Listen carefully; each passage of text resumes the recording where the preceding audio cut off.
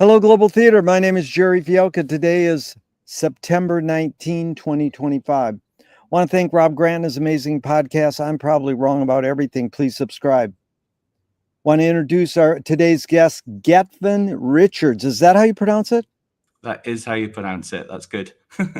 Gethin Richards, where are you calling from? I'm in Abu Dhabi presently. First question is, what is the best thing for a human being? Ooh, the best thing. I mean, there's lots of things that I would say are kind of crucial. I think for me, like family is very, very important. I think that that's absolutely a huge, important thing for me. My wife, I'm having a good relationship is very, very important.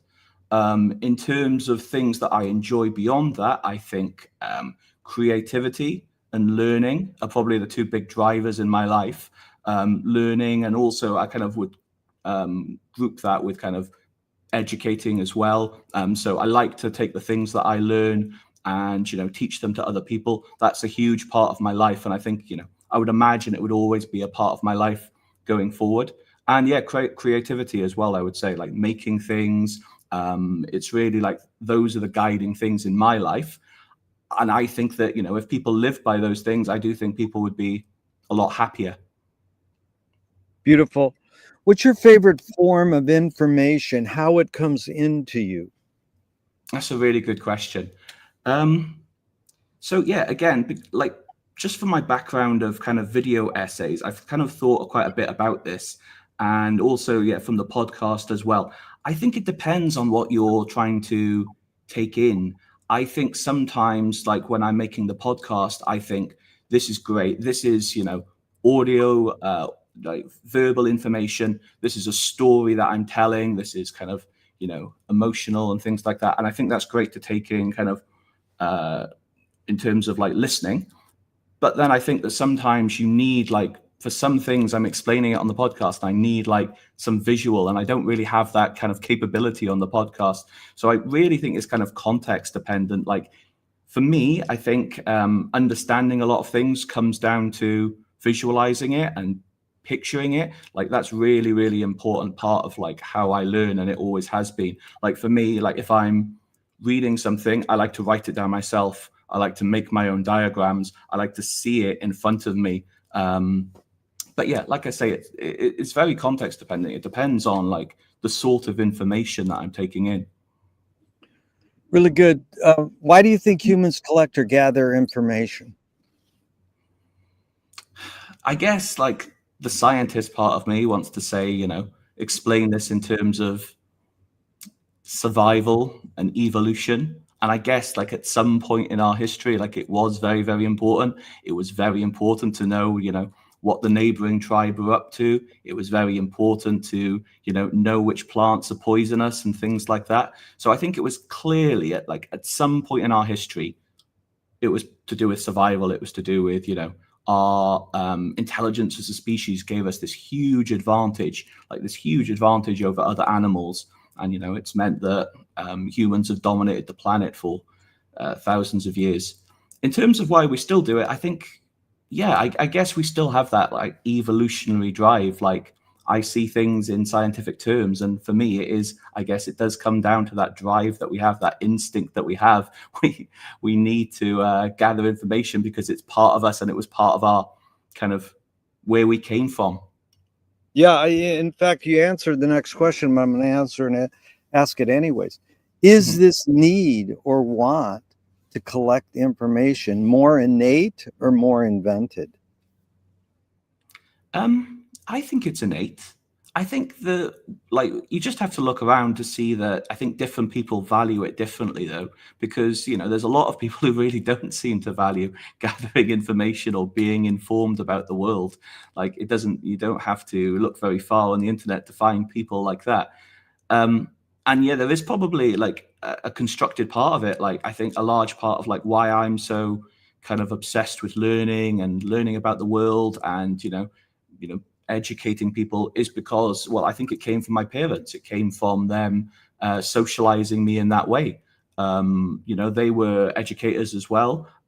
They were people who liked to read. They were people who liked to, who valued that. And, you know, when I was at school, they really pushed me for that. There's a part of it that probably is constructed. And I think it does come down to, you know, people take these values from their parents, and in that sense, it's constructed. But yeah, there's also a part of it that's innate, that there's this innate drive to want to know more about the world that I do think humans have. And yeah, it just exists to different people, to varying degrees. Really good. Do thoughts create emotions? And yeah, that's another good question. Yeah, I think that they do. I think that, you know, from a philosophical kind of perspective, that's the way that I would think about it. Like, emotions are things that, you know, only exist inside your head. I think, I think from my own personal experience, like, I guess when I was younger, I would let my like emotions kind of drive me. And I think over the years, what I've gained, like one of the things that I've learned about myself in my life, is that I've kind of realized that that's a part of me. And I think as I've kind of gotten older and kind of, you know, become maybe less kind of a temperamental young man, I think that I've kind of learned that, you know, kind of to detach myself a little bit from my emotions and not let them, you know, drive me as much as I would.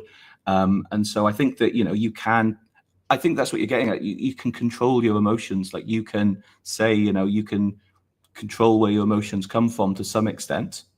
Yeah, very good. Really articulate and concise. I really appreciate your time. And this is a fill in the blank. I don't know what I think until I don't know what I think until I. That's a good one. I don't know what I think until I am in it, I guess.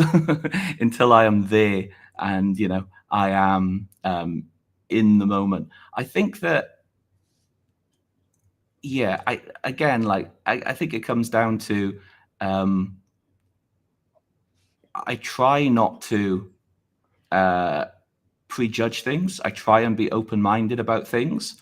I try and be as, yeah, open to new things as possible.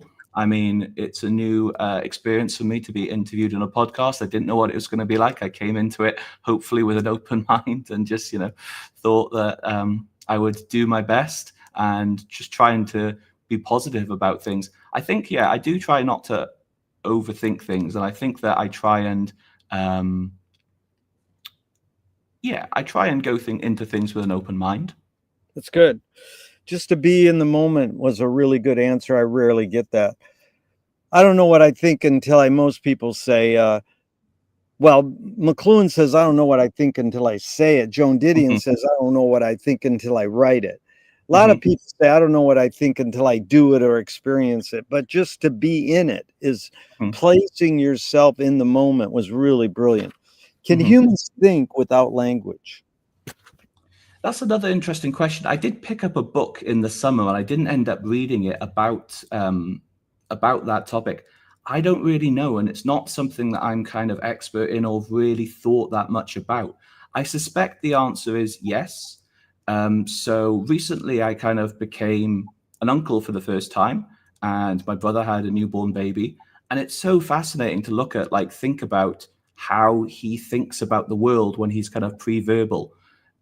You know, you can tell, like, babies are taking in like all of this information, and they're processing it, and they you know, they have emotions, they're experiencing the world, but they can't put it into language. They can't verbalize it, aside from, you know, crying and what have you. So yeah, I think that clearly, like, there are thoughts there, and I think it's just because we've become, you know, as a kind of like society, we're so focused on words and, you know, verbalizing and you know, putting things into writing, putting things into words.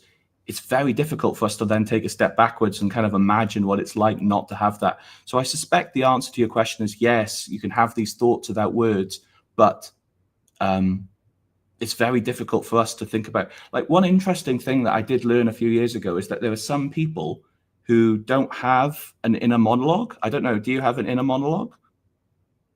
Oh yeah, I have a question about that. But where you mean you learned that from neuroscientists, or who said there's some that don't have an inner? It's just something I read on the internet that some Yeah, people don't have a inner monologue, and people were discussing it on some social media. Like some friends said, like a couple of them said, yeah, they don't see, like they don't have these like words constantly running through their head. They think in pictures and they think in forms and other ways of thinking without having like I said, like an inner monologue. They have yeah, other ways of thinking about the world. And I just find that so bizarre because my inner monologue is very, very intense. I think it's part of the reason why I like really like to write and actually put it down is because it's kind of constantly going. I kind of, before I'm writing, I'm thinking about like, the yeah. sentences, and sometimes I'm like half asleep in the night, the night before.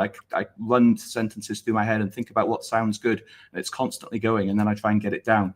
So it's just fascinating to me that some people are thinking Yeah. without that.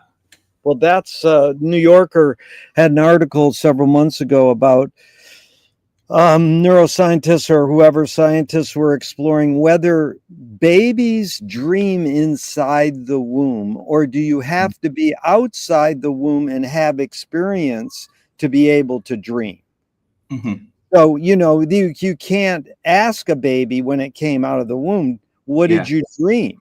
So, your son, your brother's son might in 3 or 5 years go, dude, when I was inside my mom's womb, I was having some killer dreams because now it's all of a sudden in words. Yeah. So Chomsky says language is not just words. It's a culture, a tradition, a unification of community, a Mm-hmm. whole history that creates what a community is. What do you do when language doesn't work? When language breaks down, what do you do? Mm.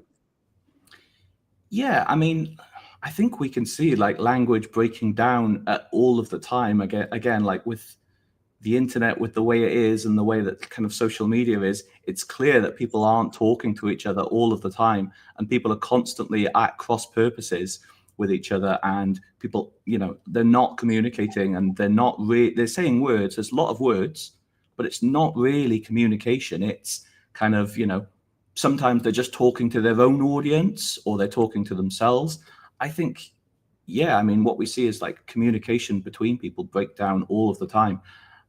Like in my own like day-to-day life, I try and be clear. I like to think that, yeah, like you say, I like to think that I'm articulate, and I like to try and articulate myself well. But there are always communication breakdowns. I mean, I live in a country where a lot of people don't speak English as a first language, and so that's always a challenge to communicate with people who might not speak English as the first language. It's always interesting to see how different people think and communicate. But yeah, like I What's guess, the main language there?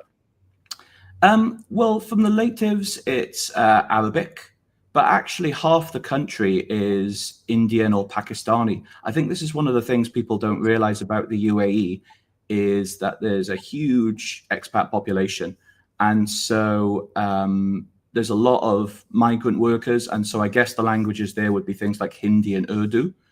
So there's a lot of people coming from relatively poor backgrounds who don't necessarily haven't had an education through English. The way they've learned English is through more casual like conversational ways, often with each other. There's a lot of kind of pidgin English where the English is kind of being corrupted, I guess, in a way. Sounds like a terrible word. It sounds like a negative connotation, but I can't think of a better way to describe it. But it's a kind of different, almost a dialect of English sometimes. So yeah, there's different languages going on, and I mean, there's a whole range of like nationalities here. There are Filipinos. There are people from all across the world. Right. So, your observations of humans in general, are we more thinking beings or more feeling beings? I think feeling. I think it's David Hume. Like I was really into philosophy, and particularly David Hume when I was at university. And I think what was his thing? It was like reason is the slave of the passions. It's basically saying that we have reason, but it's always going to be something that is going to be driven by our emotions. And so reason is a tool rather than something that's kind of driving us. Like, it's always going to be our emotions, our desires that drive us, and reason is kind of, something that helps us get those desires maybe, but it's not like the guiding thing with humans. I'm also kind of really into Star Trek as well, and so it's kind of like that Vulcan, like, human thing where humans are guided by their emotions, and you've got the Vulcans who are guided by reason. Like, I've always kind of thought about it in that context as well. 2 questions from Alan Turing in the 50s. One is thinking a function of the soul. I guess I'm not a very spiritual person. And so when people say the word soul, I don't really have any understanding of what they mean by it. Like, I wasn't brought up religious. I'm never really particularly taken an interest in religion. So when people say soul, I don't really understand it. Like, I don't really know what they mean. Maybe I'm too logically driven, and maybe this is something I need to discover in the future, but I don't really understand what people say when they mean soul. The second Turing is, can machines think? Yeah, I mean, again, that's a very interesting and prescient kind of question, isn't it, with ChatGPT and stuff like that. I play around with it a lot, and I think it's clear that it's mimicking thought. I think it's clear that it's mimicking thought very, very well, but it's not thinking. Like, between you send it a command, it sends back some letters. Okay, those letters we happen to interpret as, meaningful, but actually in between, it's not thinking, is it? It's like there's a server somewhere sitting somewhere, generating a lot of heat and using a lot of electricity. It's not really thinking in between. In terms of whether it's possible in the future, I don't know. I don't think I'm expert enough to answer that question. I don't see why not. I think if you had something that was sufficiently complex, if you have some sort of computer that's sufficiently complex, I don't see why it can't think to some extent. Yeah, I would say it's possible. I definitely don't think they're doing it at the moment, though, no matter what the ChatGPT guys might say. Do you more pursue happiness or more pursue meaning? I mean, for me, I think those things are so intertwined. And if I look back at my life and think about, when I've been happiest, it's when I'm pursuing things that I really want and really want to do. And it's when I'm pursuing things that kind of feel creative. It's when I'm pursuing things that are, meaningful to me. That makes me happy. So I would find it very, very difficult to kind of separate those things. I mean, it's kind of, again, like, I hope it's not too pretentious to quote another philosopher. It was kind of like the Aristotle thing, isn't it? Like, Aristotle said 2,000 years ago that people are, people are happy, or people, are happy when they are doing the thing that they were meant to do. Like, if you're doing the thing that you're meant to do, as far as Aristotle was concerned, you are happy. And I think other philosophers have echoed that over the years. For me, they're so intertwined that I think that they are to some extent, they are the same thing for me. Yeah. I got the question from Viktor Frankl's book, Man's Search for Meaning. He says that happiness doesn't tend to last and meaning tends to last. What's your thought? Do you agree with him or disagree? Yeah, I guess it kind of depends what you mean by happiness, doesn't it? I think that I think most people understand happiness not as kind of pleasure, but as kind of like a kind of state where, you generally feel good about life, you feel positive about life. Like, I think that sort of thing can last. I think that sort of thing can, extend through one's life, and you can be optimistic and positive about your life. And I get like what he means. Maybe if he means happiness in terms of pleasure and things like that, those things are clearly fleeting. Youth is fleeting, everything like that is fleeting, but you can stay positive, you can stay optimistic about life. And I think that sort of thing is kind of more what a lot of people would understand as happiness. In terms of meaning, yeah, I get what he says. Like, the things that make me like who I am, the things that I've done in my life that I'm proud of, things that I've made that I'm proud of. I'm proud of lots of things that I've achieved in my life that were meaningful to me. And those things are lasting. I'm like happy that I've done those things in my life, and I can look back, hopefully, not a relatively young age, and just think, yeah, there are good things that I've done in my life that were meaningful to me and, are lasting. Does the brain more detect consciousness or create it? Like, is consciousness there bubbling away and we're more so detecting it or more so creating it? I don't know. Again, like, consciousness is something that I'm kind of interested in, but I've never really kind of taken a deep dive into and really felt like I understood. I mean, I guess I touched on it when we talked about the computing thinking question. I suspect consciousness is related very, very strongly to our sensory, like the sensory information that comes in from our brain, that's processed by our brain. And there's something in that processing that's kind of magical and creates this consciousness. I don't really know, though, to be honest with you. I don't think I'm a good person to ask this question to. No, you're a good person, because saying I don't know or I can't answer that is totally fine. That was good. So what's faster, speed of light or speed of thought? Well, again, the scientist in me is clearly the speed of light is faster. So the speed of light is the fastest thing in the universe. Speed of thought, I mean, it varies. Like, one of the things that I think I've kind of learned again about myself is that I like to have time to sit down and think things through. Like, if someone catches me off guard with some like difficult problem, like some like maths or some science problem, I'm not very good at thinking on my feet. I like to sit down on my own, take it away later, and get a piece of pen and paper, and like I was saying, write things down and work my own way through it. If someone catches me off guard, I'm not good at thinking my way through those things in front of people. I can hold this conversation, but yeah, when it comes to the more difficult science stuff in my life. Yeah, dude, you've done great this time. And you brought up the word tool earlier with the word reason.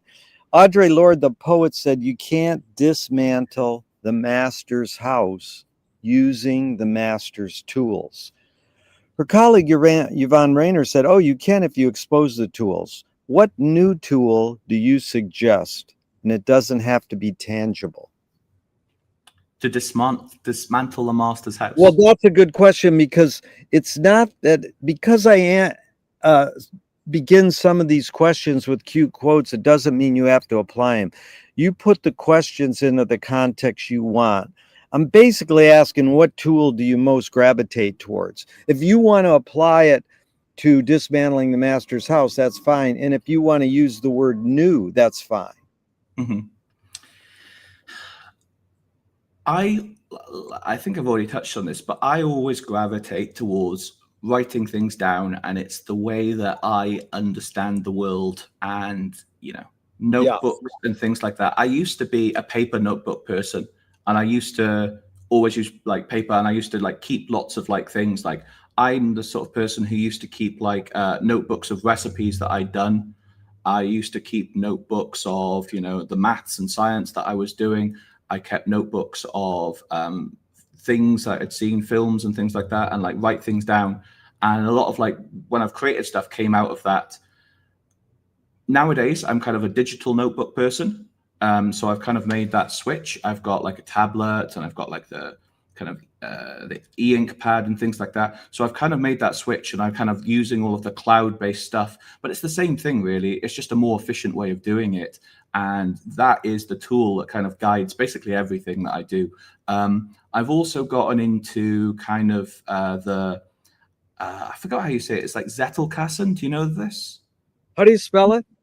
That's a question. It's German. It's Zettel, I think, Kassen. And what is it? So the idea is it's a note-taking system where basically after you've taken rough notes, you start to write them up kind of more formally, and you try and write them in a way that is going to be understandable to yourself later. So, when you're taking rough notes, you might just jot things down and you look at it 3 months later and you think, what was that? The idea is that you write them down, like you write a rough note, and then a day later, you try and write up a formal note. And the thing is, you don't try and organize it or put it into a hierarchy. You just put everything in together. And with the software, and like, it's an older system. It used to be kind of paper notes and things like that. With the modern ones, you can like link things and, you know, find things. But like whenever I try and learn something new, or I think, oh, that YouTube video is really good, I want to like actually learn something from it, I write a rough note. I write this kind of Zettelkasten note. I kind of put it into the drive, and I'm kind of building up this kind of like archive of like you know, things that are interesting to me and things that I think are important. A lot of it's to do with you know, being a better writer, hopefully being, you know, in the future a better filmmaker and things like that, in terms of writing like essays and things like that, video essays. So a lot of it is to do with that. But I, again, like from the books that I think that are interesting, I've sort of tried to start following the system. You mentioned McLuhan earlier. I've never really understood McLuhan. Like I didn't really get it when I tried to read it when I was like 18, and I had no context for it at all. Now I'm trying to read it and trying to like actually understand it, kind of try and take notes and try and take at least the little pieces that of information, because it's all like, there's lots of little like bits of like useful information, just trying to take those down. And so yeah, I would say like note taking is the one tool that's kind of been very, it's guided me. Your aspiration to understand McLuhan's great, because it's really hard to get McLuhan, but it appears that it's easy. Most people think, oh, he says that the form is more important than the content. No, he's saying both are important. He's a literature guy. But because we go for the content more, he overemphasized the form as a joke. And the other hint in getting McLuhan is, in order to understand McLuhan, he literally said, you have to understand all of James Joyce and the symbolist poets. So once you get them, you'll get where it came from.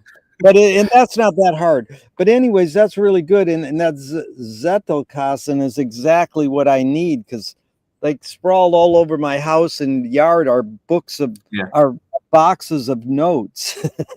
I'll send you the YouTube videos afterwards. If you look it up, there's hundreds of them. Yeah, it is exactly what I need. So thank you for turning me on to it. Since I asked people about their tool, yours was really articulate note taking. I like that. Somebody says, well, what about a toy? So what toy do you gravitate towards? Ooh. What's a toy you would suggest? That's another good question. I guess kind of in terms of adult toys, I think like camera, I would guess. Like I like to like I've gotten more into it. I used to be very bad at it, like recording things that I saw. Like I used to go away places and have no record of it afterwards, because I was very bad at thinking of taking a photo.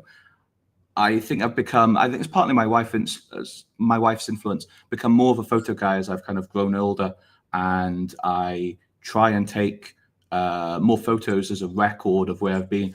You might see I've got this nice camera. I use this when I go away. I also use some other little ones. I've got like a little GoPro thing for like swimming and things like that. So I think cameras are something I've kind of got into in the past few years. So yeah, I would go for camera. Beautiful. What do you worry about when you go to bed at night?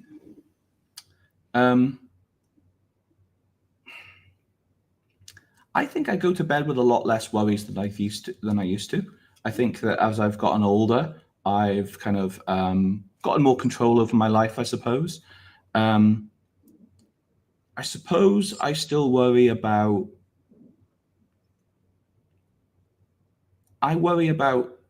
money to an extent, but I think I see money as kind of freedom. So I would like to have more freedom in the future, and I see kind of money as the way to gain that. If you have money, you can do what you want. You could work on your own projects. You can work on the things that matter to you. I don't particularly pursue money very avidly, I wouldn't have said, but it is something that, you know, it is something that I worry about. I think that I like to think the things that I create are things that are nice, things that I enjoy.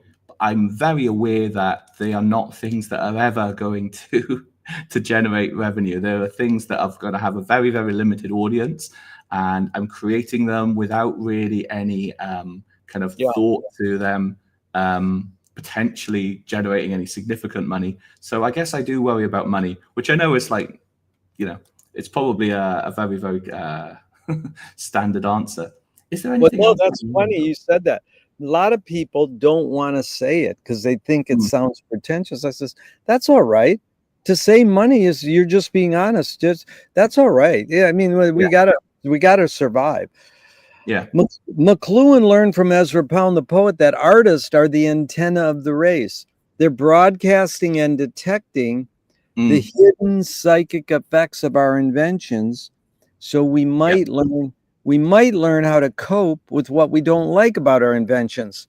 So I ask you the question Marshall probed his whole career. Why do we ignore the hidden psychic effects of our inventions, even though the artists are broadcasting them to us?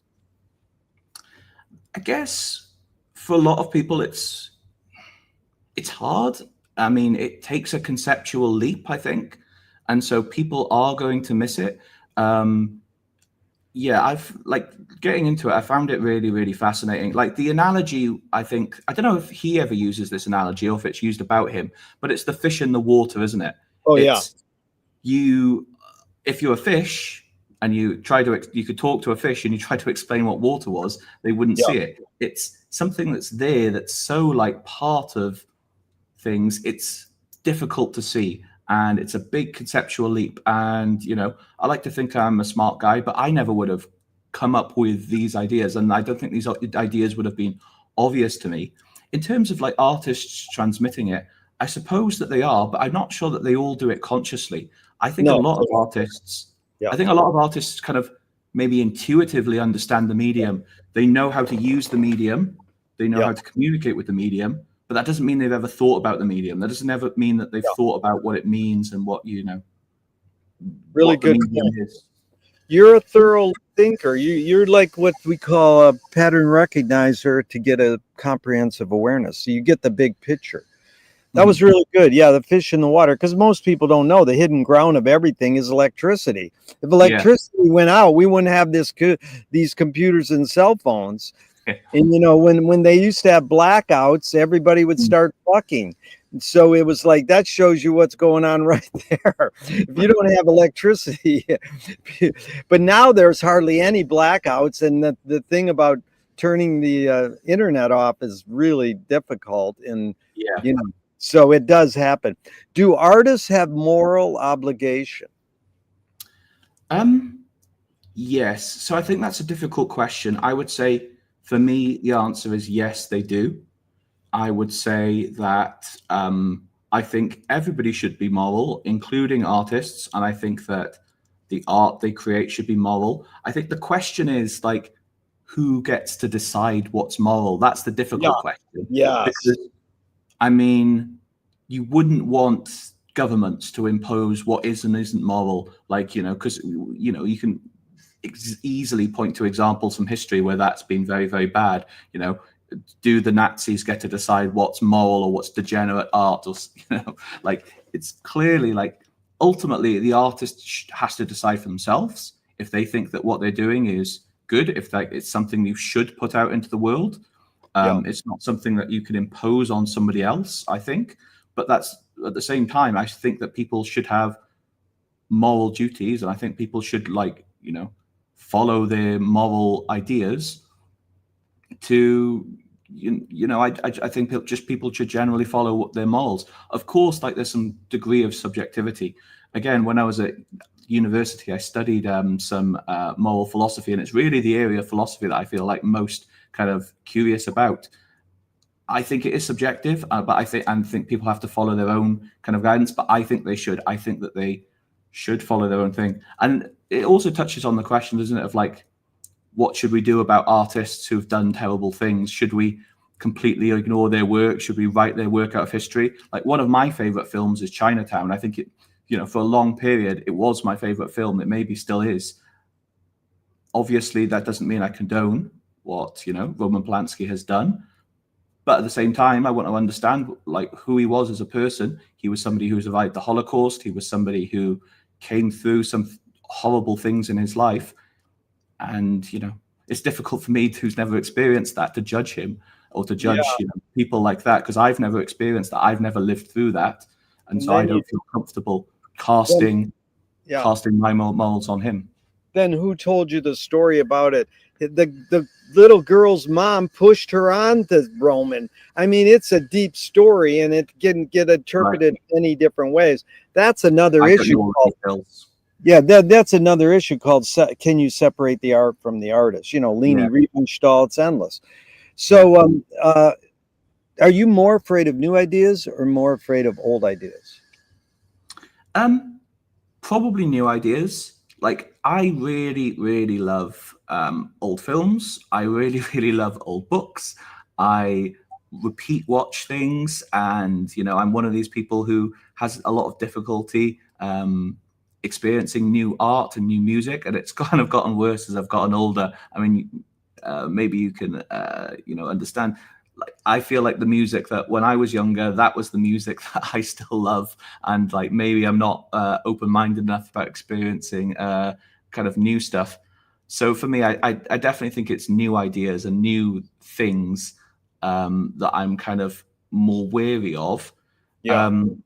Having said that, I think there's a lot of value. I think like one of the things that I really like is discovering older books with older ideas in, and I think there was a lot of like good stuff like put out in the 20th century, and I think that it's forgotten, and it's nice to go back and kind of find things like that. Like, I know Yeah. McLuhan isn't forgotten, don't get me wrong, but he's not somebody who a lot of people of my generation are sat around talking about his ideas. And so for me, it is a kind of new idea and a new thing to kind of wrap your head around. Yeah. And I mean, just your YouTube channel doing Melies, Wells, and Preston Sturgis. I was like, Yeah. yeah, that's my type. That's what I like. But it's interesting that you basically said that. I'm formulating a new question on fear. So, sometimes I go, are you more afraid of new ideas or more afraid of old ideas? People go, I'm not afraid of ideas. So they shift the emphasis of the question that it sounds like. Again, you can put that question into various contexts. You Mm-hmm. can say, oh, it's the fear question that's most important, or it's new or old, it's important. And Marina Abramovich, the performance Mm. artist, recently, and it was in uh, Financial Times, talked about, she's walking in the forest with her grandmother, and a snake slithers by, and she goes to touch it. And her mom and her grandmother just says, don't touch it. She screams, so she scares the shit out of her, and that Mm. affects her for the rest of her life. That Mm. fear. So it's a stupid question, but is fear more innate or more invented? Because in that sense, it almost seems she Yeah. was fearless. And so maybe the snake wouldn't have bit her. And it Yeah. wouldn't, maybe the grandmother put too much emphasis, but that Yeah. was the grandmother.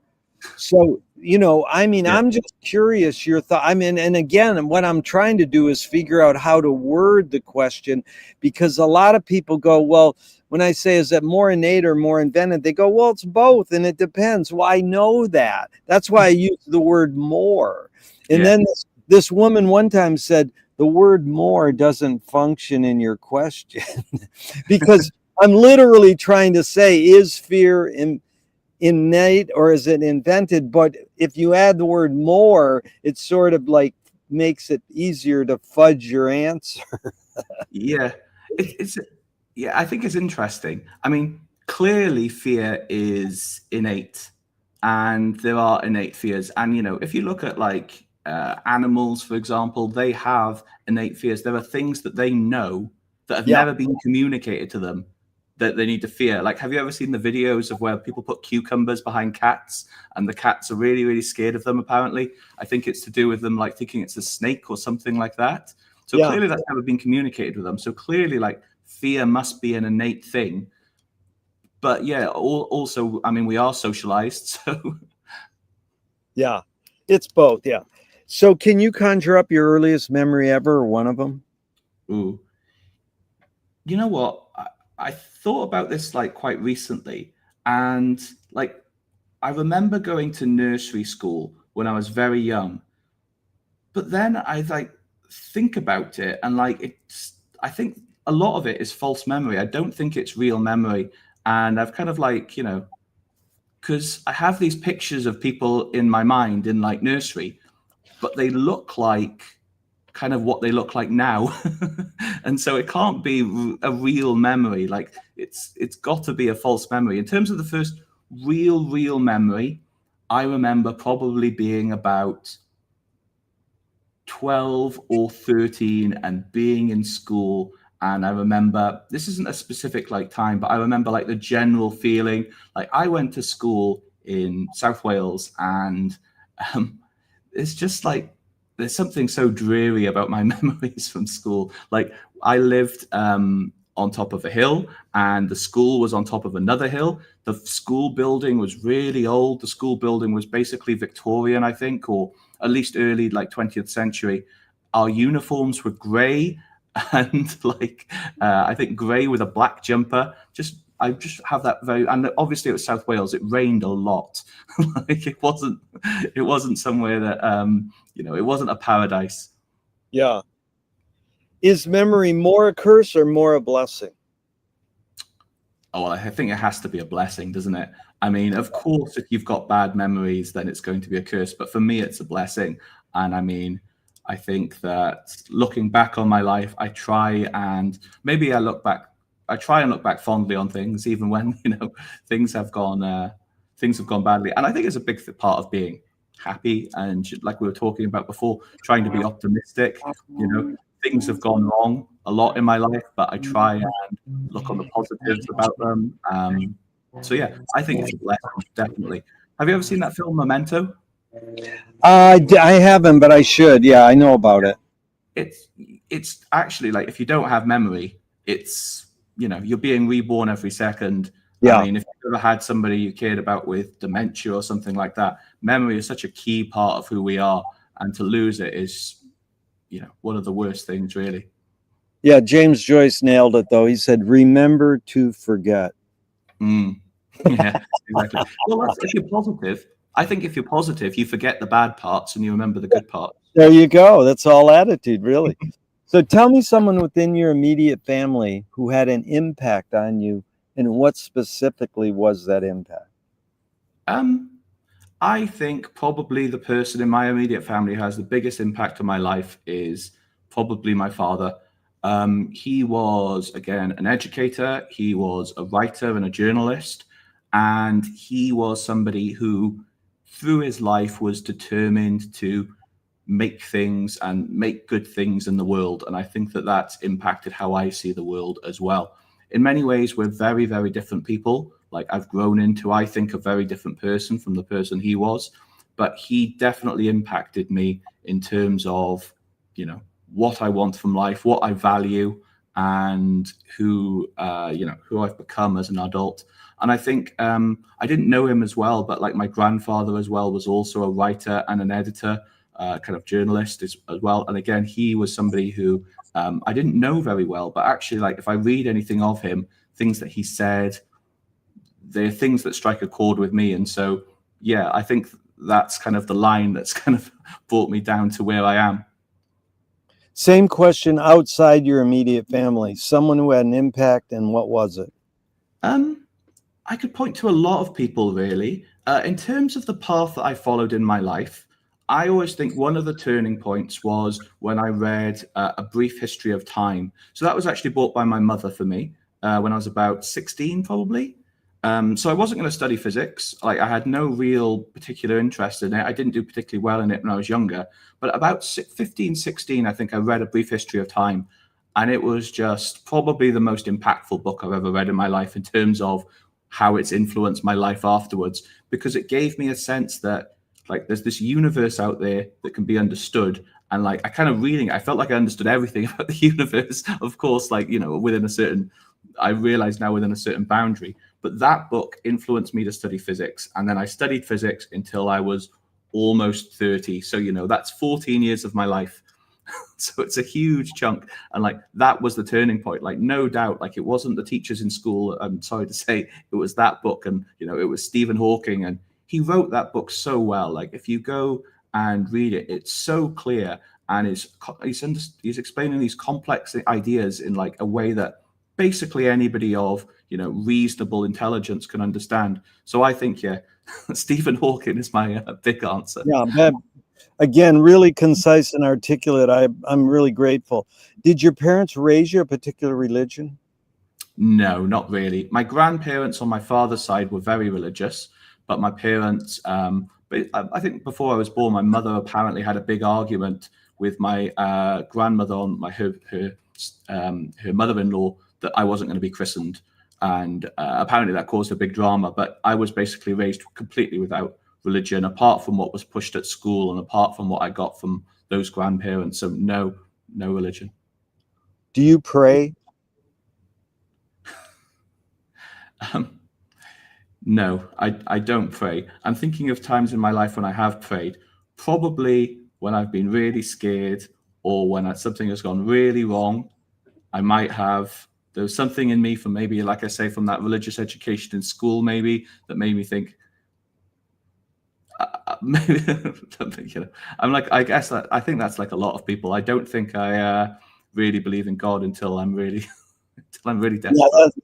Yeah, it reminds me, a woman a couple months ago, I go, do you pray? She goes, yeah, for parking spaces.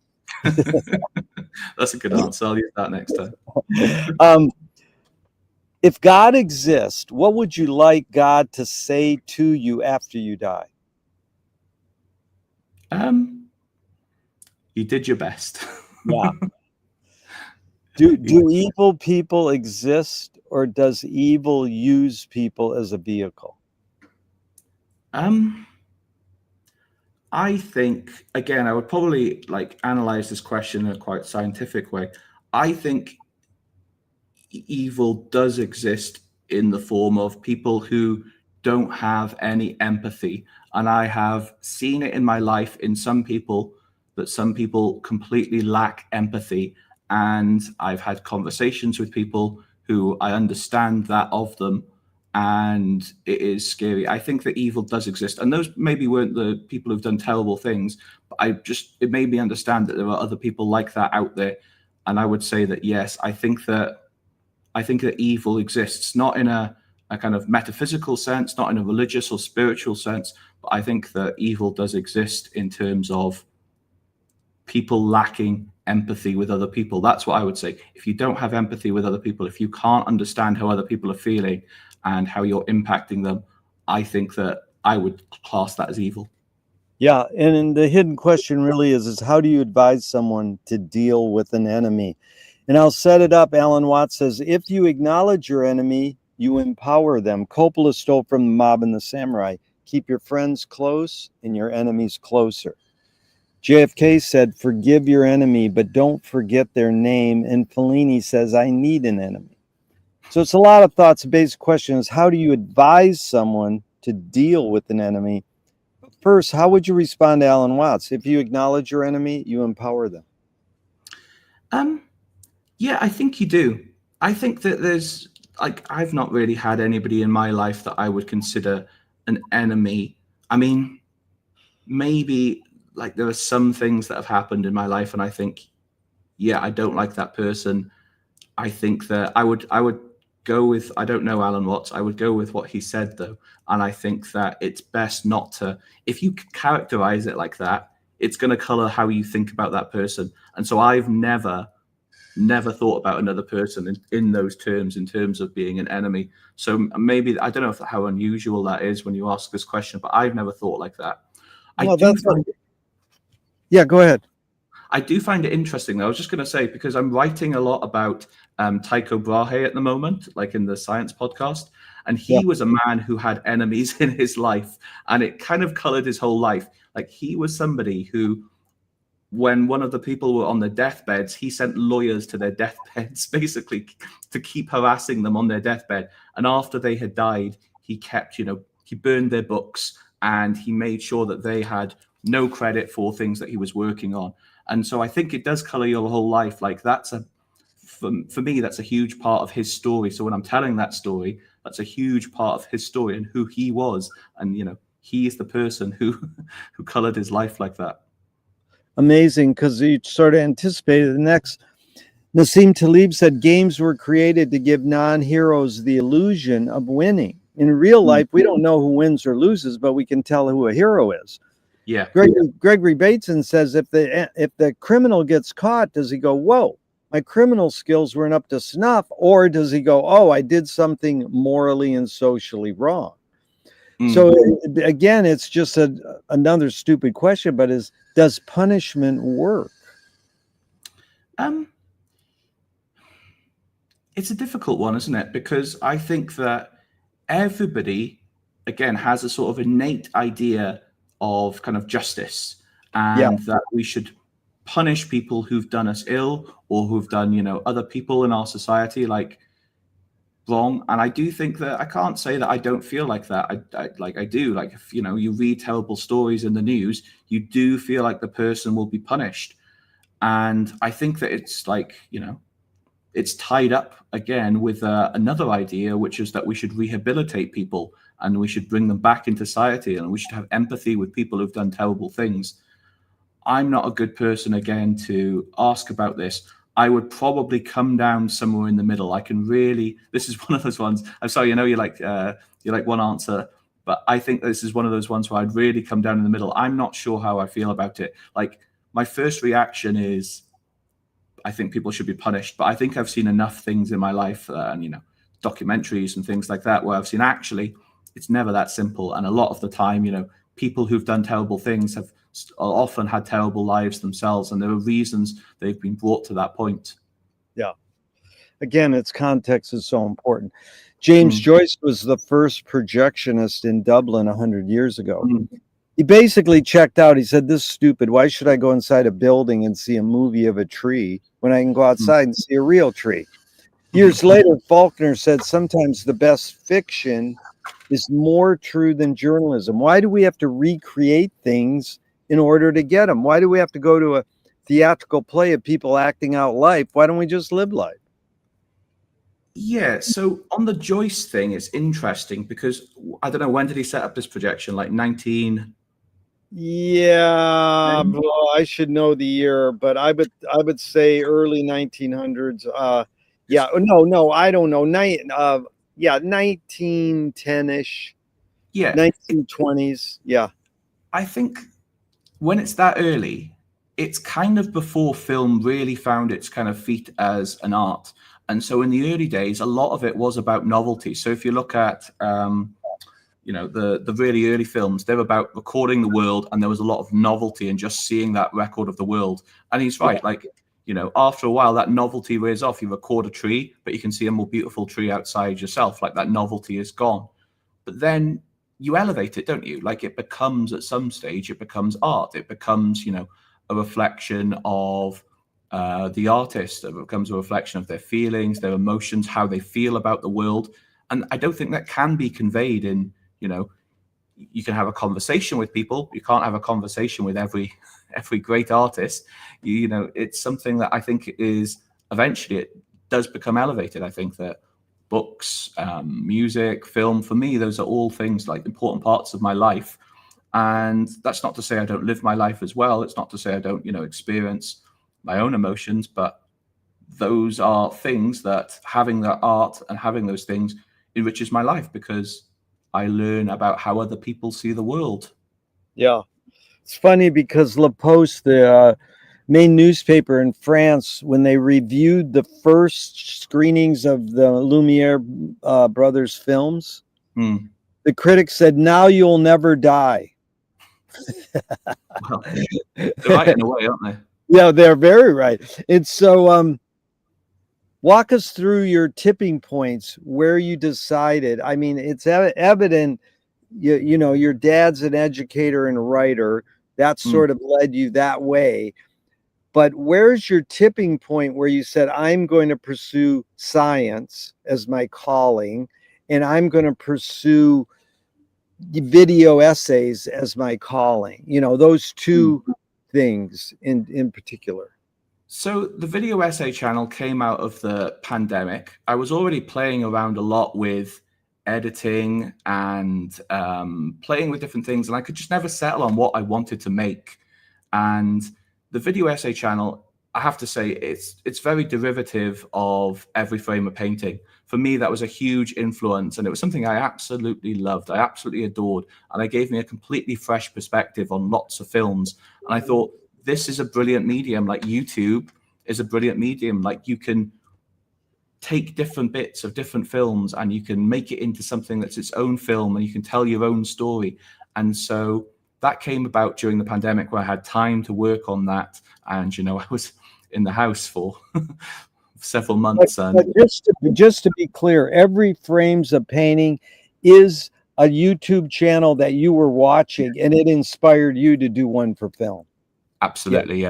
So Okay, it's quite a big YouTube channel, and it's been very, very influential. So a lot of the film stuff on YouTube was influenced by Every Frame a Painting. It was kind of it wasn't the first channel, but it was the one that really elevated what people were doing with video essays on films on YouTube. Good.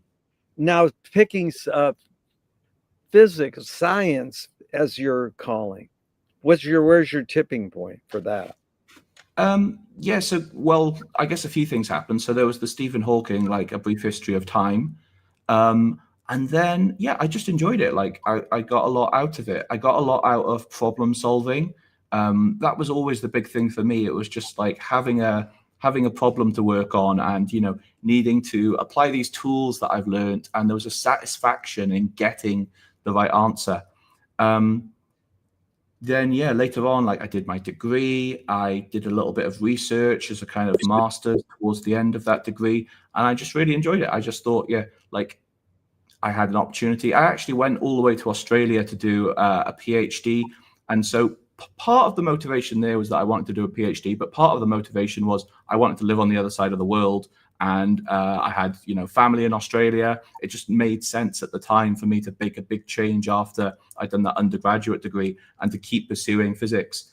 I came to the end of it, and I kind of, I realized I was never going to be a scientist. I was never quite at the level I think that I needed to be to kind of break into it. Basically, these days, 100 people do a PhD and one person gets a professorship, and I knew that one person wasn't going to be me. So I decided to do other things. And I also, at the same time, I always wanted to pursue more creative things. I always wanted to pursue writing and filmmaking. And so I did. I was lucky to do those things later. Really good. A screenwriting teacher told me great art is when you can clearly see the intention of the maker. Kubrick says the opposite. Great art is when you can clearly not see the intention of the maker. What role does intention play in your creative process when you are making a video essay? I always have a very, very definite point that I'm trying to communicate. And I like to think that I'm doing it in a fun way. I like to try and find, nice clips and things like that really illustrate the point. But I think with the video essay thing, I think that it's on one extreme. Like, if we think of it as a spectrum, the video essay is on one extreme, where you're communicating a very clear point, or you're trying to communicate a very clear point about who that artist is and what they're about. Obviously, that's your interpretation of it. But in terms of making the video essay, that's definite. Like, that's very, very clear. In terms of, like, I think I do appreciate artists and, like, film where the point isn't clear and it's a bit more nebulous. It's a bit more, there's a bit more room for interpretation. Something like, Lynch or something like that, I used to really, really like when I was younger, where there's, like, a lot of room to kind of interpret what he meant. And some of it might be complete rubbish. Some of it might not have meant anything. It might have been a dream, but then there might be those moments that kind of do mean something within there. So I like that sort of thing. In terms of me and the things that I create, I think I'm creating it, like, kind of in the educational space with a very, very definite meaning. Duchamp said there's no art without an audience. How much are you thinking of your potential viewer when you're making your essay? Yeah, that's another good question. I don't think I think too much about the viewer or the listener. I try and make things that I think I would enjoy. or I think that maybe I would have enjoyed when I was 18 and maybe more. When I was younger, I just like wanted to consume everything, and I kind of wanted to know everything. I wanted to like read philosophy. I wanted to like watch films. I wanted to like consume so much stuff, and so I try and make things for myself, and like I try and think in terms of what would I have enjoyed, or what would I enjoy if someone else had made, like what would I enjoy if someone else had put out into this world? Would I listen to this? Because if I wouldn't listen to this, I don't see why anybody else would. It's very difficult for me to get inside your mind or someone else's mind and think about what you enjoy, because I have no experience of that. I try and put it in terms of what I would like.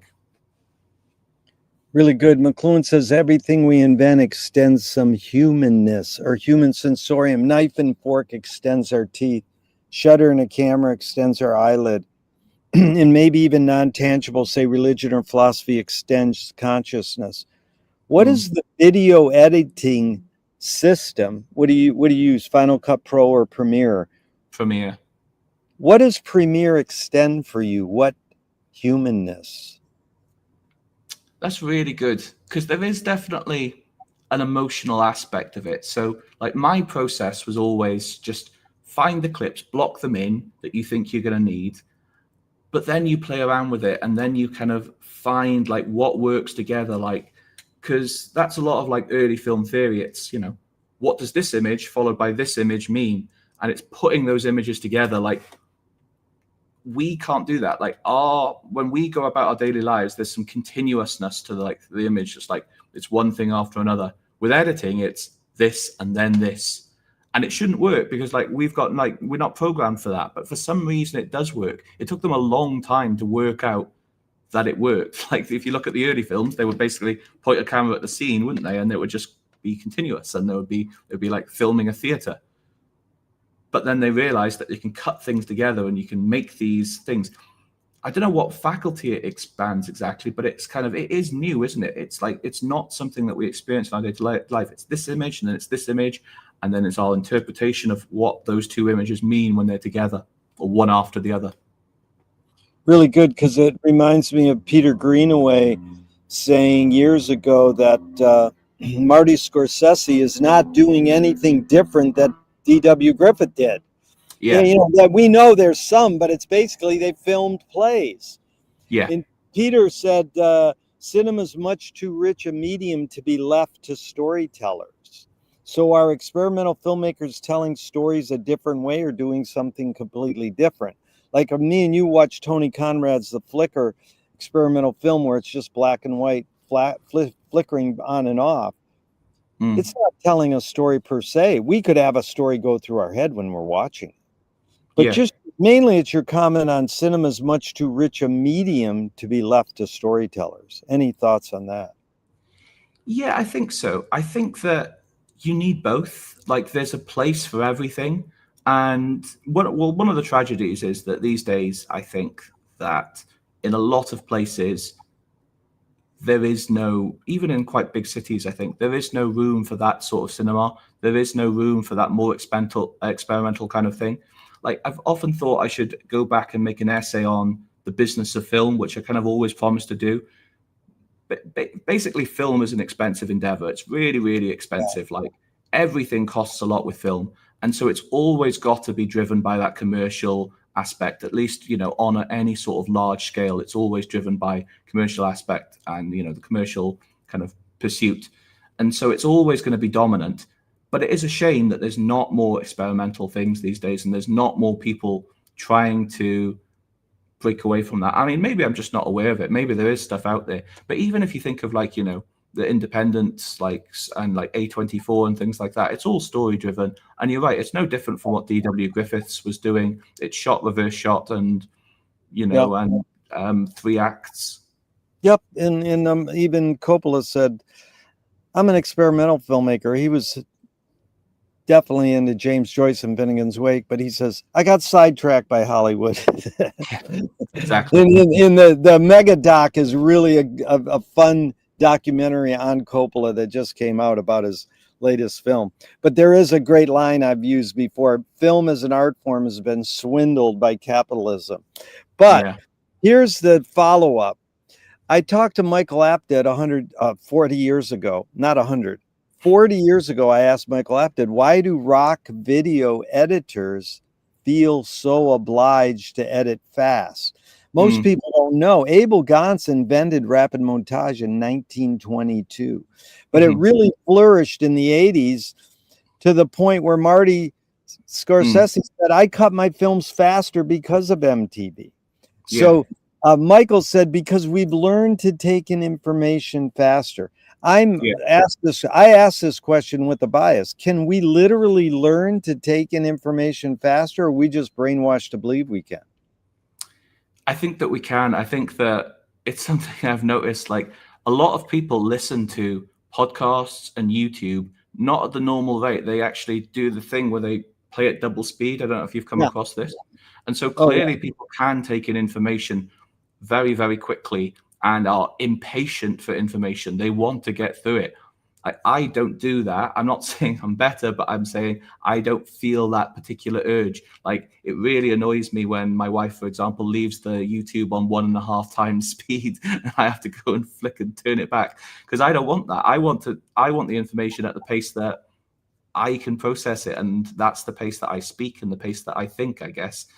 In terms of like fast, I don't think like fast is always bad. Like I think one of the best edited films of all time is Goodfellas. And I think the quote for Marty is something like, you want it fast, I'll give it to you fast. And that was the quote from when, he released Goodfellas.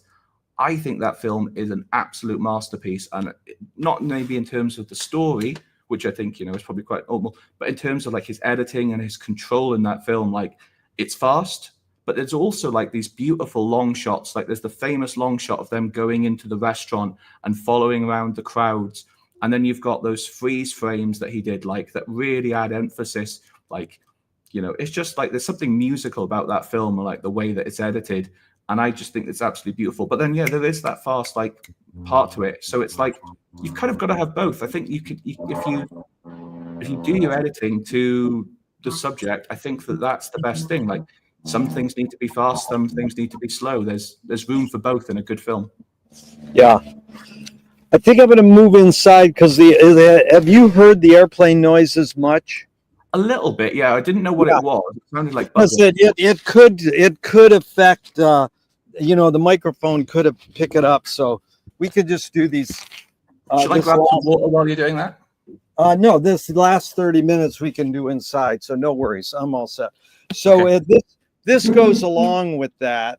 And again, thank you for your time and energy. This has really been enlightening for me. What do you think the motive of the cave artist was? Your guess or hunch? I mean, I've heard things about like spiritualism and things like that. I think it's wanting to like leave a mark on the world, isn't it? Like there is that innate want to not just be, ourselves, and not just one day to die and be buried. I think we all want to leave a mark on the world. We want to leave something that's maybe we don't understand now isn't permanent, but feels like we've left something behind for the next generation or for future generations. I think that all humans, and I think if we go far enough back, I think that the cave painter thought the same thing. They wanted to leave something that was permanent. Yes. What's more important, conviction or compromise?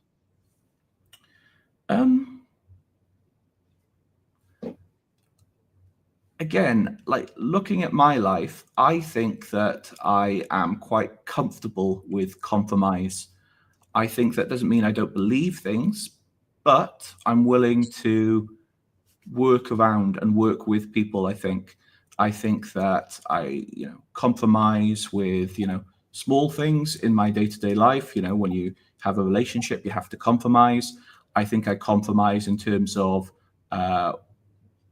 what I make. I think actually having too much conviction can be very, very bad for making things and being creative, because if you want to like make something perfect and you're very, very kind of rigid in your mind about you want to create something, it has to be this way, I think that can be a negative. I think there's lots of examples you can point to where artists have wanted to create that perfect thing and it's just never gonna It's never going to work like that. You've got to compromise. You've got to compromise in terms of with other people. You've got to compromise with in terms of the medium, time, energy, money.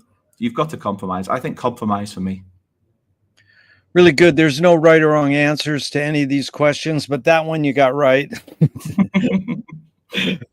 Two of my film heroes have this mantra: ignore yourself. There's no self-expression. Cecil Taylor, jazz pianist, says, I'm just a vehicle and this stuff just comes through me. Is art making more self-expression or more your vehicle for whatever technologies, cultures, and environments are dominant? I think it has to be self-expression. I think that you can think that, maybe you think that it's not you, but you're doing things intuitively. You're expressing yourself whether you mean to or not. Like everything you make is an expression of who you are and what you value. And I think that, I don't pretend like when I'm writing a podcast, it's great art. It's clearly not, but it's an expression of who I am and like what I value and what I think is interesting. And, we play this game where it's like, oh, I'm being objective. I'm giving you an objective history. Well, we all know that doesn't exist. We all know that actually it's been filtered through what I think is important, what I think is, interesting to an audience. I think it's always an expression of yourself, even if artists might think it's not, but I think they're wrong. Can art making be egoless?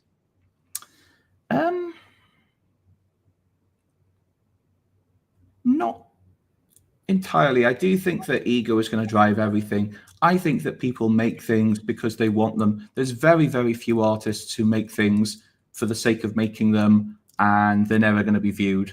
Maybe that's happened a few times in history. I think is there the Goya paintings that he painted on his house when he was, I don't know what exactly he was going through, but I don't know if it was dementia or he was getting very old. I think maybe he was losing his sight, and he painted these kind of really, really dark paintings. I can't remember what they're called actually, but there's this really, really dark like painting that he made. And I don't think he thought anybody was ever going to see it. It was so different from his other stuff. His other stuff, like his earlier stuff, it's like, the royals and things like that. It's court painting. But then he was clearly making things for himself as well later in life. And I don't think he thought it was going to be so. So I think it can be. I think that mostly it's not. In your creativeness, you've done in various forms: educator, science, physics, podcaster, and video essay maker. One major element in your overall creativeness that's changed and one major element that stayed the same? I think I've definitely gotten better at putting things into or expressing things in the words that I want. And I think that that's a positive change.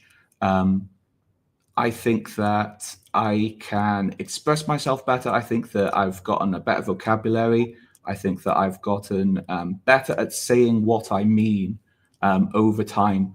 And that's not to say I don't still struggle for those phrases and to express myself, but I think I've gotten much better at it. And certainly when I was younger, I can think that I really, really found it difficult. I found it difficult to say what I meant. One thing that stayed the same then? I think the desire to educate. I think the desire for people to learn from the things that I make. And I think that's a constant. Like I said, it's one of the big motivators in my whole life, really, to make things that are educational and to share things that I've learned about the world and, things that I know. And I think that will always be a constant. That is my driver. Like, if anything I make, I hope that it's educational and it's not meant to be some abstract, complicated art. It's supposed to be education. It's supposed to be the people consuming it will know something hopefully they didn't know before. Moshe Feldenkrais works with healing and movement. He says it's literally possible to identify a weakness and incorporate it to become a strength rather than we're normally taught to overcome a weakness. Tell me a weakness you turned into a strength. Interesting. I think maybe when I was younger, I probably was not very good at speaking in front of people, like in terms of being a public speaker or having an audience. And I think it's something that I have, learned a lot about over the years. And I think it's I do think it's one of my strengths these days is standing in front of an audience and being able to communicate. I like to think that I have some presence. And I think that that's something that I've learned. It's not something that came natural to me. I wasn't, naturally somebody who was good at being the center of attention or, speaking in front of people. And it's something that I've kind of turned around over the years and I've just worked on until I got better at it.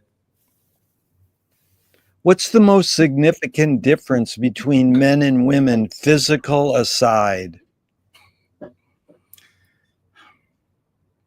I don't know. This is dangerous territory. I really don't want to say anything sexist. Really dangerous.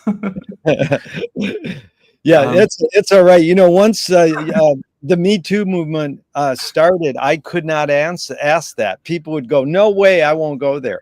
So now I sort of shoot it in a little. I totally understand if you want to pass, but I'll be honest. Since we're here, I don't think that women have the same drive to be at the center of things. I think that men are ego driven to a much greater extent. I think that's probably the best thing that I can say. I think that men want to be the center of things. They want to be the people who are making all the decisions. And I think that women are probably more cooperative in the way that they pursue things. And I think a lot of what we think of as being, inequality and I'm sure that inequality exists in terms of pay and things like that between the genders comes down to that. I don't think women are as driven to want to be the leader. Yeah. Obviously, there are exceptions. There are a million exceptions to that. Hillary Clinton is clearly an exception to that. But it doesn't mean that, as a generalization, I think it's true. I don't think they're as driven to want to be the center or want to be the leader. No, I appreciate you said, hey, I'll be honest. We know there's cultural differences and there's physical differences, but I found a sticker in the garbage that I have to tell you because it's so funny. It says, "I don't need Google because my wife's boyfriend knows everything." So that does sort of fit into what you were saying. Men are more ego driven. I know the answer. I'm linear. Okay. So there's a line that goes, "You create what you resist." Bob Goldthwait, the comedian, morphed it into, "You are what you hate."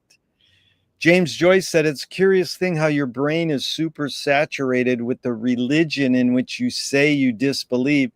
And Louis Buñuel nailed it. He said, "Thank God I'm an atheist."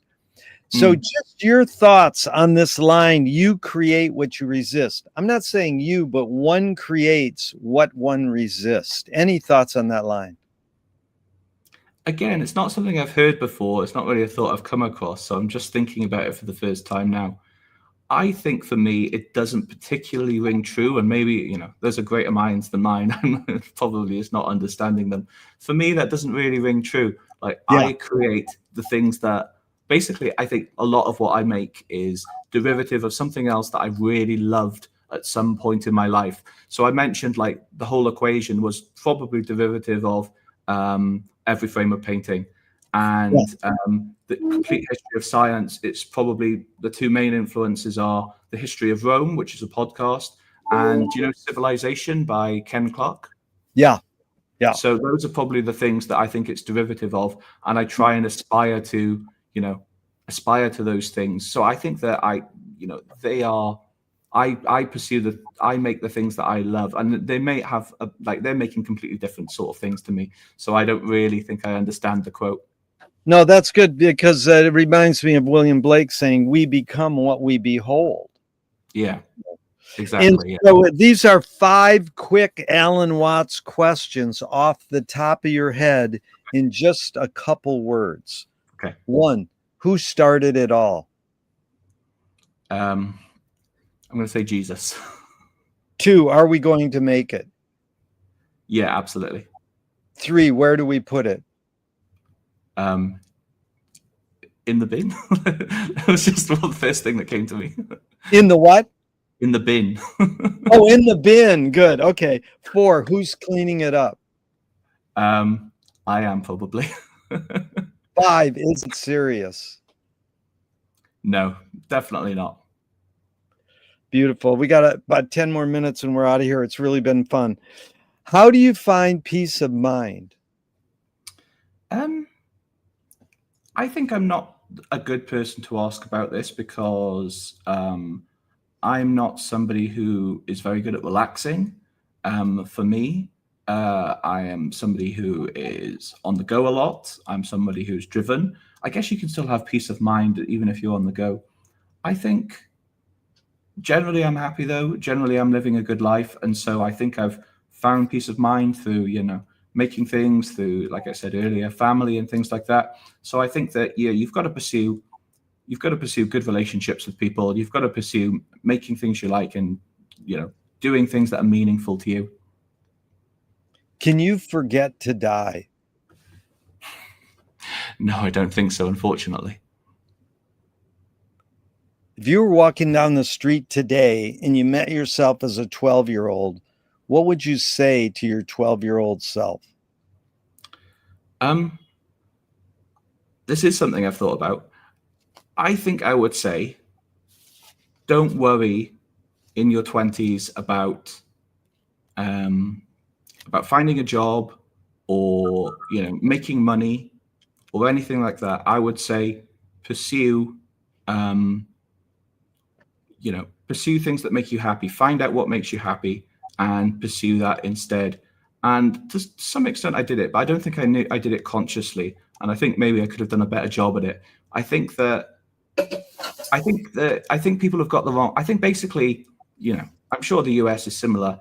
In the UK, you go to university, you leave when you're 21, then you're expected to go and find a job, and that's kind of it. And then you're doing that thing. And I don't think it's worth it. I think that in your 20s, you should spend a decade pursuing all sorts of things and trying to find out what makes you happy in life. And that's what I would tell my 12-year-old, and that's what I'll tell my nephew when he's old enough. Beautiful. What's the difference between science and art? And is there a difference? I think there's a difference. Again, this is a question that I've thought about. I think that they're both creative. And I think that sometimes people who don't do science don't realize how creative it is. You're bringing something new into the world. You're bringing new ideas into the world. And so it's creative in the same way that art is. I think the difference is science is constrained or has constraints to a much greater degree than art. I think with art, you can, you obviously do have constraints and you set yourself constraints, but you've got a lot more freedom. Whereas science, the constraints are very clear. It has to make sense. It has to be rational. You have to be able to convince other people it's true. It has to be empirical and based on data. You have these constraints that are very, very clear. And then you can exercise your creativity within those very clear constraints. Jean Cocteau said, art is science made clear. Any comment? Yeah, it can be, definitely. I think that when I make things, that's basically what I'm trying to do. I'm trying to make things in a way that is approachable. I'm trying to make things in a way that people want to listen. I try and be a storyteller in, the purest sense, that I'm telling a story to someone. I could have been sat around a campfire 500 years ago, but now I am, telling a story in a podcast, and it's hopefully makes the history and the science clear and people come away understanding it. So yeah, I think that that's true. Whether it's true in terms of other artists, I mean, I suppose it must be. Otherwise John Cocteau wouldn't have said it. If a publisher was going to release your autobiography off the top of your head, what would the title be? I'm sorry. They want to scent the glue in the binding of your autobiography. What smell? I've always liked lavender. Beautiful. If a statue was built in your honor, where would you want it displayed, and what would it be made of? So I'm from a little town called Caerphilly, and there's a comedian you probably wouldn't have heard of actually, because he's more of a British phenomena, called Tommy Cooper, and he's the big comedian from Caerphilly. He's very famous in the UK. He was a big comedian in the 70s. You should look him up if you've never seen him. He was a kind of absurd kind of comedian. He used to do a lot of these fake magic tricks. Anyway, he was the famous comedian from my town, and so I'd like to be right next to him. Nice. Spell his name. Spell his name. Tommy Cooper. Tommy. Yeah. Cooper. Great. I'll look him up, definitely. Tell me something good you never had and you never want.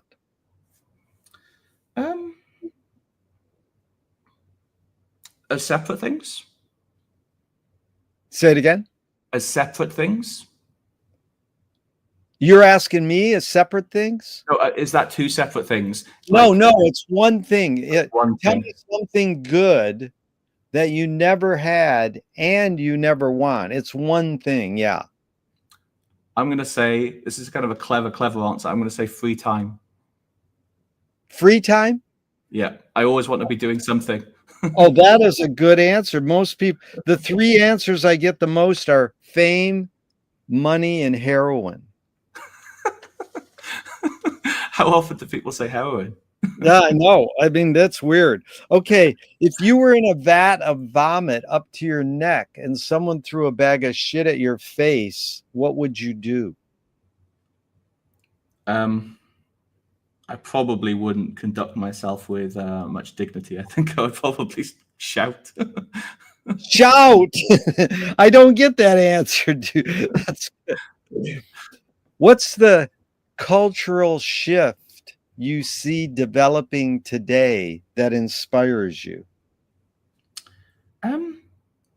I think young people are more accepting and progressive than previous generations. And I think that I've worked with a lot of young people, and they are far less racist than when I was growing up. They're far more accepting of different types of people and different, different ways of living. And so I think that I hope that young people are more progressive. You always hear that people become more conservative when you get older. I hope that that's not true. But yeah, I think that there are a lot of very, very positive things with younger people.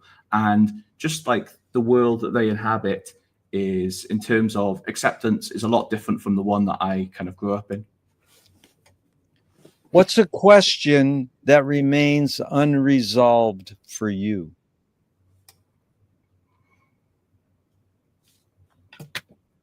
I think there's lots of things. I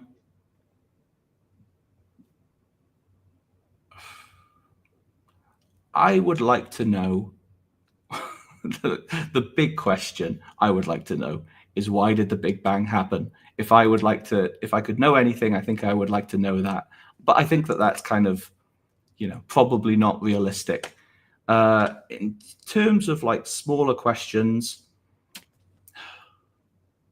I can't think of any good ones. I'm sorry. No, that's all right. When Captain Beefheart and Frank Zappa were closing in on the ends of their life, they were talking on the phone, and they had just watched a documentary on the Big Bang, and Frank asked Don, what came before the Big Bang? And Don went, the big. So a couple more and we're out of here. How has teaching, video essay making, and podcasting shaped your behavior? I think that I am probably a more empathetic person because of teaching. I think that I'm definitely less I used to think that I was speaking my mind a lot when I was younger. And sometimes it was just being rude, and sometimes it was just being not very nice. And I think lots of people do that. They speak their mind under the guise of, telling it like it is, or And I think that I've definitely grown. Maybe I just grew out of it, but I like to think that the things that I do in my life are what's maybe what's changed that. Wow, really good. Thornton Wilder said, "Art is confession. Art is the secret told. But art is not only the desire to tell one's secret; it's the desire to tell it and hide it at the same time." You've laid your cards on the table for 90 minutes. I'm not insinuating you haven't already answered this. What's it really all about for you? I think it's about, if I make things and I do things that I think are good in the world, that makes me more positive and more happy as a person. And I think if I didn't have those things, that I would be a more miserable person. And so I'm going to keep doing the things that I'm doing because it makes me happy ultimately. And puts more positivity in the world. Very good. Hopefully, yeah. What gives you the most optimism?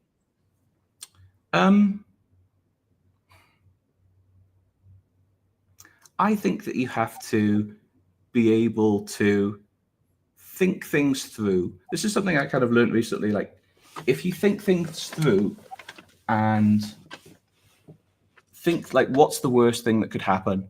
Like, what's the worst thing that could happen if this thing went badly?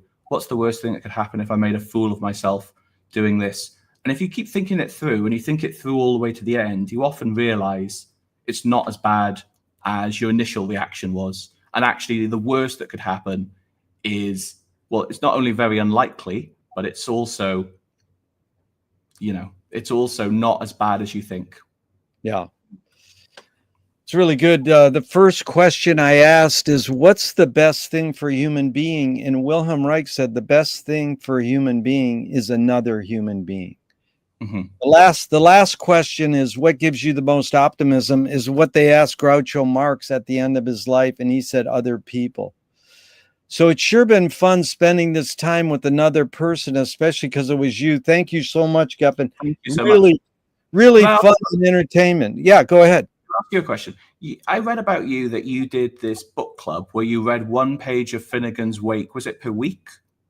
We read basically a page a month for 28 years, and then it went back around because the book never ends. It's a cyclical book. It still going on? Yeah, it's still going on. There's like over 50 Finnegan's Wake reading clubs across the world. And in there, and yeah, mainly all of them are on Zoom, and you should find one that works for your schedule, because you know what I found? It's funny you ask. A lot of people I've found, there's a pattern. They're retired science and engineer dudes. Really? Because it's almost like putting these puzzle parts together. It's kind of scientific, even though it sounds like a bunch of gibberish, and it sounds like, Iggy Pop singing Louie Louie and rock and roll, like slurring words. And so it's incredible. Yeah. And being a scientist, the word quark came out of Finnegan's Wake. Yeah. I mean, it makes it sound legit when people go, that book is bullshit. It's like, hey, they got a science term out of it. How many books do that? Yeah, I just thought it was fascinating.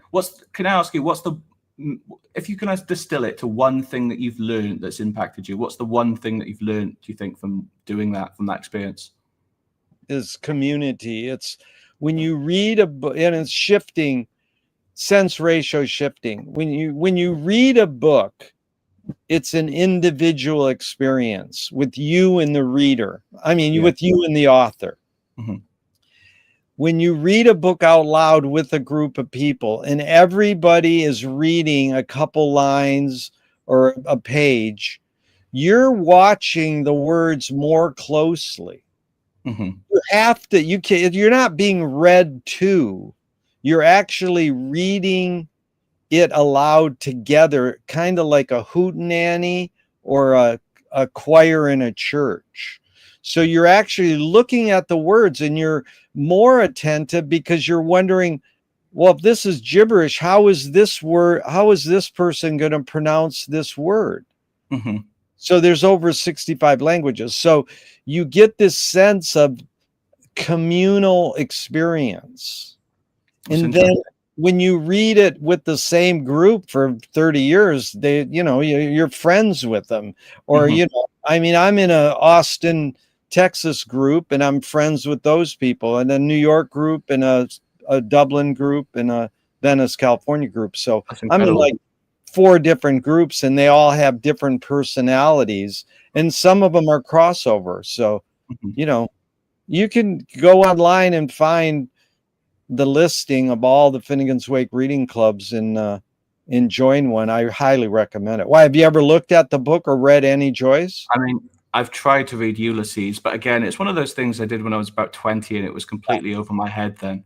No, Ulysses is really hard. I mean, all of Joyce is difficult in a way, and I'm not a Joycean in that I've studied all of Joyce's other books. I'm Mm, just a Wakean.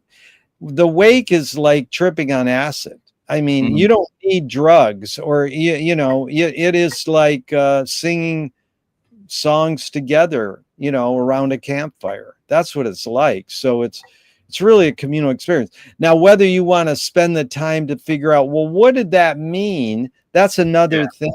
The Dublin group is the best. I really recommend that. Sweeney's Pharmacy. right. We just read for 1 hour. Then we kind of talk about it for a half hour. The other groups are the opposite. We read for 10 minutes and then we talk about what we read for 2 hours. Mm, And it's a deep dive, heavy breakdown. This word could mean this and that word could mean this and the blah blah blah. With normal book club stuff, story yeah, analysis, it's the video essay. I mean, basically, Joyce invented what you did, the video essay, yeah. and disguised it as a book. That's what it is. Right. But it's more like a Zoom video essay where you would be doing it live. Well, it's more like a Mm, podcast if you're doing it live and you're yeah, entertaining. It's talk radio. That's what right. it is. Yeah. Yeah. I Interesting. always I always say Joyce invented whatever's going to be after the internet and disguised it as a book. Hmm. So we're all subsumed by the internet. Like, what's going to be after the internet? Yeah, We yeah. don't know. Yeah, we just, whatever they feed us, we'll take, right? Absolutely. This probably McLuhan said something I don't know. Well, McLuhan said we shape our tools, then they shape us. Yeah, So exactly. he's saying, well, how has book shaped us? How has spoken word shaped us? How has Mm, social media shaped us? That's why he's saying, why not study how they shape you? yeah. I think, yeah, unfortunately, it's very clear how the internet has shaped a lot of what's going on, unfortunately. It's deep, but it's every invention has services and disservices. And Hmm. so it's how you suss out how they shape you, and whether Yeah. like you said, I'm into, like you're into Star Trek, or Mm. anybody your age even knows who Preston Sturges is. It's like, whoa. Now, the filmmaker I want you to check out if you haven't is Chris Marker. Yeah. So is he? I'd have to Sans see. Well, the film you should see is Sans Soleil, and you can read it. Yeah, I've never seen that one. Yeah, Yeah. and you can't, you're going to watch it on a small screen. You got to watch it on a big screen with Yeah. in a theater, but you're not going to be able to. But Yeah. he's out of Godard, Truffaut, Agnes Varda. You Mm, did your thing on the French New Wave in mm, Scorsese. It's funny that Marty doesn't mention Chris Marker, but all those filmmakers are on their mm, knees to Chris Marker. They're like, he's one of the godheads. In fact, yeah. the video essay, which you delve into, is interesting because what Chris Marker pinnacled with was Sans Soleil as the essay film. It's a Yeah. genre of film. So it sort of got slapped onto what kids do on YouTube, Mm, I call video essays tutorials. You basically did a tutorial on Méliès, yeah. but you call it video essay because Yeah. the essay film is really Man with the Movie Camera by Zygmunt Vertov, Sans Soleil, and F is for Fake by Orson Welles. That's one of my favorite films. Yeah. Of all time. And it's not a good film, but it's messing with the form of film. Yeah, exactly. You know, and see, anybody can make Spinal Tap. It's a fake documentary. Yeah, so what? It's funny. It's fake, you know, but you can't make a fake film or a quadruple fake. That's what an essay is. Mm-hmm. You know, absolutely. So it was a good question. Sorry, I went rambling on and on. No, I was very interested to learn that all these groups go on. I will look into it. It's just one of those things, isn't it? It's finding the time for things like that. Yeah. Among everything else that's going on in my life. But I would love to see you do a 8-minute video essay on Chris Marker, because it would fit right in your little thing. And you can read, what's the first one? La Jetée, right? La Jetée. No, not La Jetée. No, something like that. No, it's his 12-minute film, or it's his 20-minute. It's the time travel one, right? Yeah, time. Yeah, that's the film that broke him big. Yeah, and it's really just a slideshow. Yeah, that's the one I've seen. It like it's very interesting. Like, because like you say, it's just pictures. I can't really think of any other examples like that. And it's funny that never got picked up. Nobody else has really, like I've seen, have made a film like that.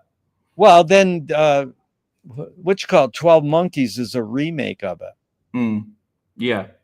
But anyways, there's, if you like, my main thing is experimental film. There's a ton of films that are doing similar kind of things. I mean, Andy Warhol's a master. He made an 8-hour film of the Empire State Building. Yeah. And so people go, well, that's stupid. It's like, no, you know, it's, again, yeah, it is stupid. They're, you know, most experimental films are just that. They're experimental. Yeah. I mean, yeah. Look at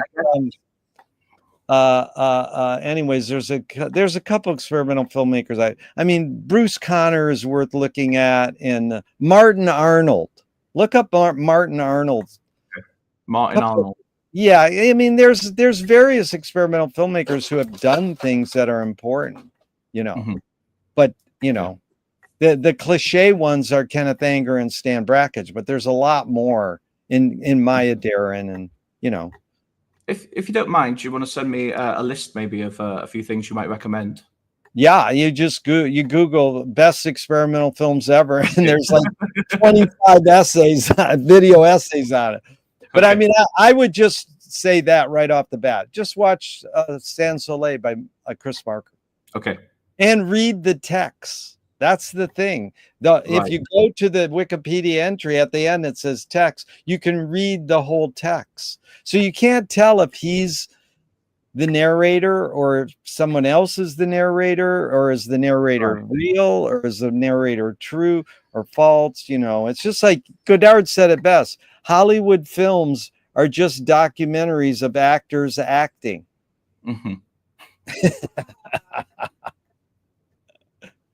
Yeah. Anyways, really good talking to you. We can be in touch, man. So, you know. Yeah.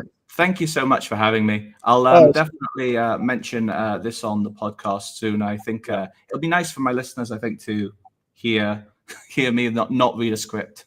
Yeah. Well, listen, it was really a pleasure. And even though I'm going to hit the end broadcast button, I hope this never ends and we can keep talking forever and ever. Thank you. Thank you so much. It was really nice to meet you. Thank you so much.